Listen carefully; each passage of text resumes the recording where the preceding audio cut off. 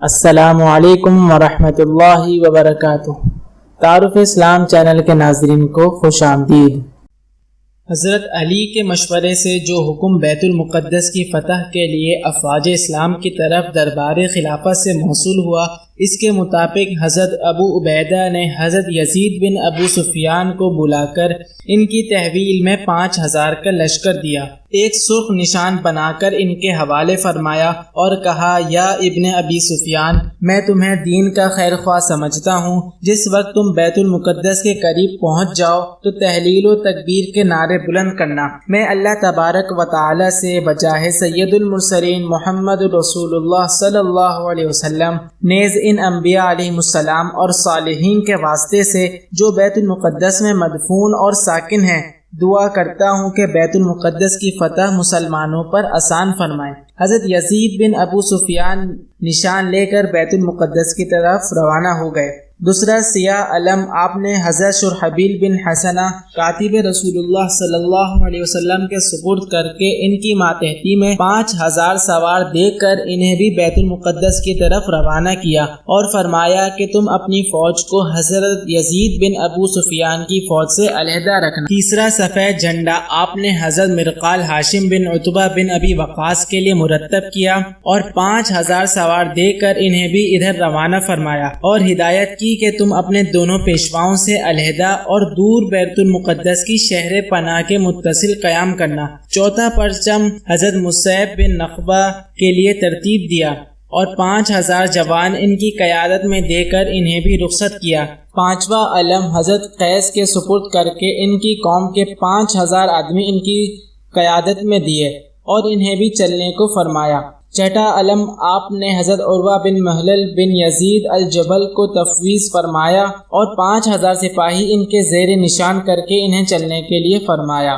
حضرت ابو عبیدہ بن جراح رضی اللہ تعالی عنہ نے بیت المقدس کی طرف جو لشکر روانہ کیا تھا اس کی کل تعداد 30,000 تھی۔ روزانہ ایک سردار اپنا ماتحت لشکر لے کر روانہ ہو جاتا تھا تاکہ خدا کے دشمنوں کے دل میں روزانہ ایک لشکر پہنچ جانے سے روب بیٹھ جائے۔ اسی طرح سے 6 روز تک برابر سردارانے لشکر روانہ ہوتے رہے۔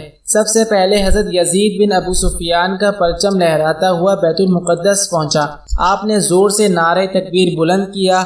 آپ کی فوج نے بھی فلک شگاف نعرے اور تحلیل و تکبیر کی آوازیں بلند کیں۔ اہل بیت المقدس نے جب ان کی آوازوں کا شور سنا تو کانپ گئے، دل دہلنے لگے اور شہر پناہ پر چڑھ کر مسلمانوں کو دیکھنے لگے، مگر جس وقت مسلمانوں کی قلت تعداد پر نظر پڑی تو انہیں حقارت کی نظر سے دیکھ کے چپ ہو رہے اور یہ سمجھے کہ بس کل تعداد یہی ہے۔ حضرت یزید بن ابو سفیان رضی اللہ تعالیٰ عنہ نے باب اریحہ کے قریب خیمے نصب کیے اور فوج کو لے کر فروکش ہو گئے۔ دوسرے دن حضرت شرحبیل بن حسنہ، تیسرے روز حضرت مرقال ہاشم تشریف لائے اور باب عربی پر تشریف فرما ہو گئے۔ چوتھے دن حضرت مصعب بن نخبہ بیت المقدس کی طرف اور 5ویں روز حضرت قیس رضی اللہ تعالیٰ عنہ ان کے سامنے خیمہ زن ہوئے۔ چھٹے روز حضرت عروہ بن محلل راہ رملہ کے قریب معابد داؤد علیہ السلام کے سامنے اترے اور وہیں ڈیرے لگا لیے۔ جب لشکر بیت المقدس کی طرف روانہ ہو گیا تو حضرت ابو عبیدہ بن جراح رضی اللہ تعالیٰ عنہ، حضرت خالد بن ولید، بقیہ لشکر، خواتین اسلام، ذریات، مال غنیمت اور جن مویشی اور مال پر اللہ تبارک و تعالی نے مسلمانوں کو قبضہ دیا تھا ساتھ لیے ہوئے وہیں ٹھہرے رہے اور اپنی جگہ کو نہیں چھوڑا۔ کہتے ہیں کہ مسلمانوں کا لشکر بیت المقدس میں 3 دن تک پڑا رہا۔ ان ایام میں انہوں نے قاصد کے انتظار میں لڑائی نہیں چھیڑی، مگر وہاں کے کسی باشندے نے ان کے ساتھ گفتگو نہ کی۔ البتہ شہر پناہ کو منجنیقوں، کاہنوں، تلواروں، ڈھالوں، جوشنوں اور بڑے بھاری بھاری تکلفات سے مضبوط کر لیا۔ 5واں روز ہوا تو مسلمانوں نے صبح کی نماز پڑھی اور امراء المسلمین میں سے گھوڑے پر سوار ہو کر باشندگان بیت المقدس سے سب سے اول بات چیت کرنے کے لیے جو شخص بڑھا وہ حضرت یزید بن ابو سفیان تھے۔ آپ نے اسلحہ زیب تن کیا اور ترجمان ساتھ لیا اور دیوار پناہ کے پاس اس حیثیت سے جا کر کھڑے ہو گئے کہ وہ وہاں سے آپ کا کلام سن سکیں۔ چونکہ باشندگان بیت المقدس بالکل چپ تھے، اس لیے آپ نے ترجمان سے فرمایا کہ تم ان سے یہ کہو کہ امیر عرب تم سے یہ کہتے ہیں کہ تم دعوت الی الاسلام اور کلمہ اخلاص یعنی لا الہ الا اللہ محمد رسول اللہ کے قبول کرنے کے متعلق کیا کہتے ہو، تاکہ ہمارے پروردگار اللہ جل جلالہ اس کی بدولت تمہارے تمام سابقہ گناہوں کو بخش دیں اور تم اس طرح اپنے خونوں کو محفوظ کر لو۔ اگر تمہیں اس کا انکار ہے اور ہماری اس دعوت کو قبول نہیں کرتے تو جیسا کہ تمہارے دوسرے شہروں کے باشندوں نے جو تم سے قوت و طاقت نیز حرب و زر میں کہیں زیادہ بڑے ہوئے تھے، ہم سے صلح کر کے اپنا جان و مال مامون و مسون کر لیا ہے، اسی طرح تم بھی اپنے سے صلح کر کے اس شہر کو محفوظ کر لو۔ اور اگر ان دونوں باتوں کا انکار ہے تو یاد رکھو تم خود اپنے لیے ہلاکت و بربادی کا گڑھا کھود رہے ہو اور خیر جہنم تمہارے انتظار میں ہے۔ مترجم یہ سن کے آگے بڑھا اور انہیں مخاطب کر کے کہنے لگا، تم میں سے کون شخص مجھ سے بات کرے گا؟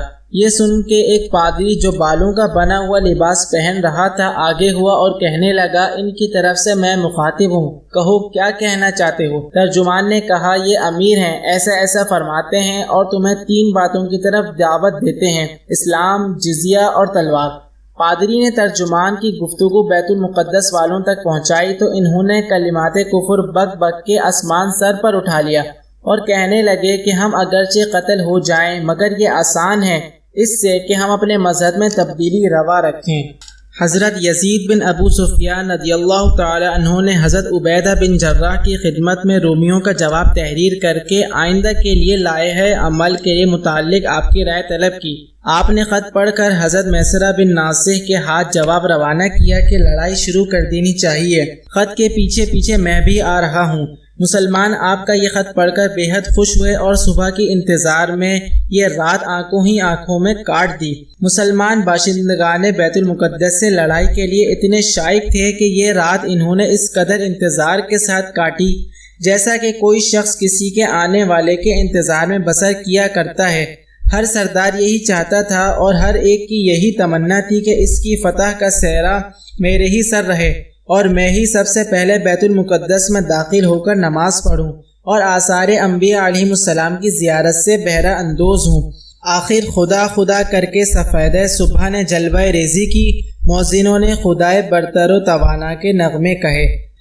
مسلمان جوق در جوق اپنے پروردگار اور معبود حقیقی یکتا کی بارگاہ میں سر بسجود ہونے کے لیے بڑھے۔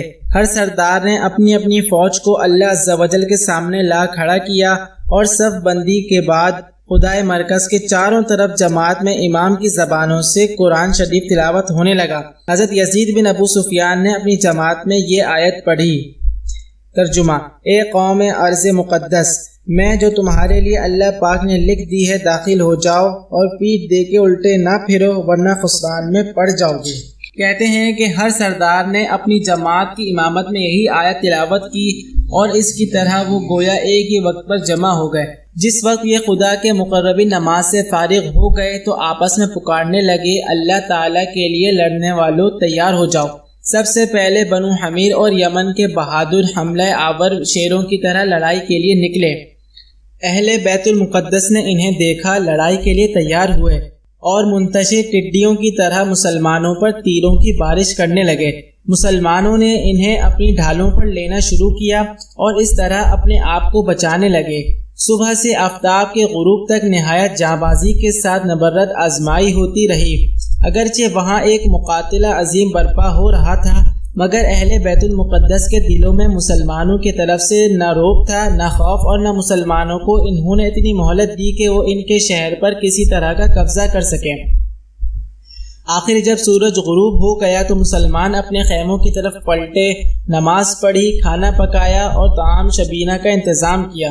ان کاموں سے فارغ ہوئے تو لکڑیاں چونکہ کثرت سے موجود تھیں، ہر طرف آگ ہی آگ روشن کر دی اور اس کی روشنی میں بعض نمازیں پڑھنے لگے، بعض نے تلاوت قرآن شریف شروع کی اور بعض جو شدت حرب کی وجہ سے تھک گئے تھے پڑھ کر سو گئے۔